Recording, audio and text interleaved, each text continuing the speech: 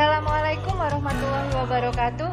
Halo guys, bertemu lagi dengan saya Dewi Nursani dalam pelajaran akuntansi.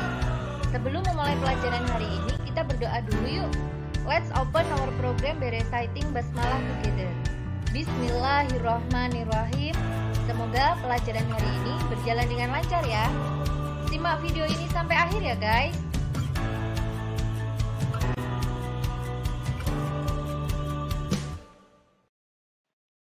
Pembahasan jurnal khusus kali ini yaitu jurnal pembelian atau yang biasa disingkat dengan JB.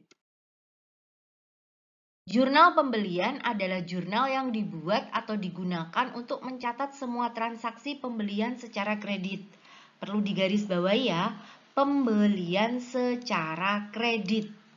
Baik itu pembelian barang dagang maupun pembelian harta lainnya. Sehingga transaksi ini akan mengakibatkan utang perusahaan bertambah. Utang bertambah itu ada di posisi kredit. Adapun transaksi yang termasuk dalam jurnal pembelian, yang pertama yaitu ketika membeli barang dagang secara kredit. Yang kedua yaitu membeli perlengkapan secara kredit. Yang ketiga yaitu membeli harta tetap secara kredit. Harta tetap itu contohnya misalnya membeli peralatan secara kredit, membeli kendaraan secara kredit, ataupun harta tetap lainnya. Adapun bentuk kolom dari jurnal pembelian, bisa kalian lihat pada layar. Nah, tadi sudah saya sampaikan ya, di posisi kredit hanya ada satu akun yaitu utang dagang. Karena memang pembelian ini akan menyebabkan utang bertambah kan? Utang bertambah ada di posisi kredit. Jadi pada posisi kredit tidak ada pilihan lain selain utang dagang. Nah, posisi debit ini ada dua pilihan. Yang pertama adalah ketika melakukan pembelian barang dagang, maka isilah kolom pembelian. Tetapi ketika melakukan pembelian selain barang dagang, maka gunakanlah kolom serba-serbi. Misalnya membeli peralatan secara kredit, maka tulislah di sini peralatan. Atau membeli perlengkapan secara kredit, maka tulislah di sini. Agar lebih jelasnya kita langsung ke contoh soalnya saja. Nah, ini saya ada contoh soal yang sudah saya pilihi. Ciri-ciri bahwa transaksi itu masuk kategori jurnal pembelian adalah transaksi itu merupakan kegiatan membeli apapun, dan disertai dengan syarat. Ada syarat pembayarannya.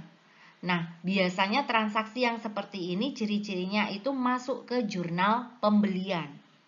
Seperti tanggal 3, 5, 7, 9, dan 11. Ada 5 transaksi ini, semuanya adalah membeli secara kredit. Ada syaratnya nih. Ya, ada tulisannya, nggak ada syaratnya tapi ada tulisannya secara kredit.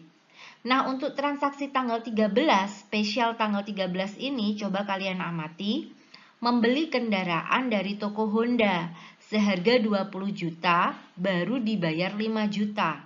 Nah, saya udah bilang pada jurnal khusus sebelumnya, ketika ada transaksi yang setengah-setengah seperti ini, sebagian dicatat secara tunai dan sebagian dicatat secara kredit, saya lebih senang memasukkan transaksi ini ke dalam jurnal umum. Kenapa? Karena pada transaksi ini, di posisi kredit itu harus ada akun kas dan akun utang. Sedangkan kan kalian tahu sendiri tadi, kolom kredit untuk jurnal pembelian hanya ada akun utang dagang. Sehingga untuk transaksi seperti ini, pembelian yang dilakukan secara setengah-setengah, ada yang tunai, ada yang kredit. Kalau saya lebih senang memasukkannya ke dalam jurnal umum. Oke, sekarang kita masukkan 3 transaksi ini dari tanggal 3 sampai 11 ke dalam jurnal pembelian ya. Kita mulai dari transaksi yang pertama ya, yaitu tadi tanggal 3, membeli barang dagang dari toko maju seharga 3 juta dengan syarat 2/10 N/30. Tanggalnya kita isi tanggal 3, nomor fakturnya ini nggak ada, berarti kita kosongin aja nggak apa-apa. Keterangan kita isi dengan nama toko, referensinya kosong karena akan kita isi ketika posting. Syarat pembayarannya 2/10 N/30. Nah, karena ini membeli barang dagang, maka kolom debit yang kita pilih adalah pembelian. Akun pembelian, serba-serbinya kita strip aja karena nggak dipakai, kreditnya nggak ada pilihan lain, maka kreditnya adalah kita isi utang dagang sebesar 3 juta. Soal selanjutnya yaitu tanggal 5. Masih membeli barang dagang dari toko Jaya harga 4 juta dengan syarat 2/10 N/30. Maka kita tentukan debit yang kita pilih adalah kolom pembelian karena yang dibeli adalah barang dagang. Selanjutnya yaitu tanggal 7. Masih membeli barang dagang dari toko sukses sebesar 5 juta, ada syaratnya. Maka kita isi di sini tanggalnya tanggal 7, toko sukses. Ini ada syaratnya, debitnya kita pilih pembelian karena masih membeli barang dagang. Soal selanjutnya yaitu tanggal 9. Nah, ini membeli perlengkapan. Membeli perlengkapan kan berarti perlengkapannya bertambah ya. Perlengkapan bertambah itu ada di posisi debit. Kita cari nih.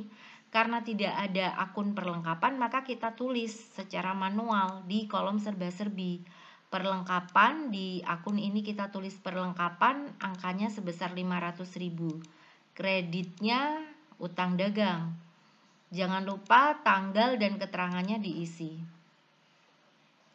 Yang terakhir tadi tanggal 11 membeli peralatan. Nah, sama dengan tanggal 9 Desember, karena yang dibeli ini adalah harta tetap, maka debitnya kita pilih serba-serbi. Kita tulis di sini peralatan bertambah sebesar 4 juta, kreditnya utang dagang.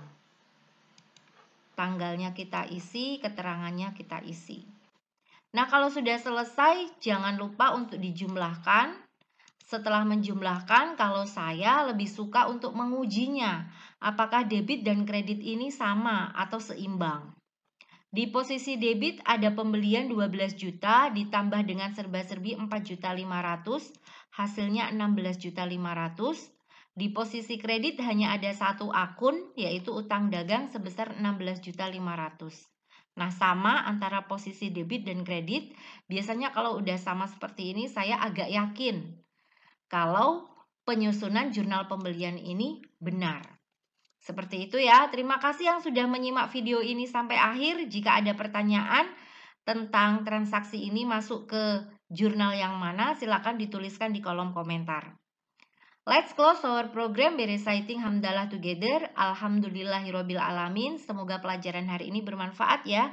Wassalamualaikum warahmatullahi wabarakatuh.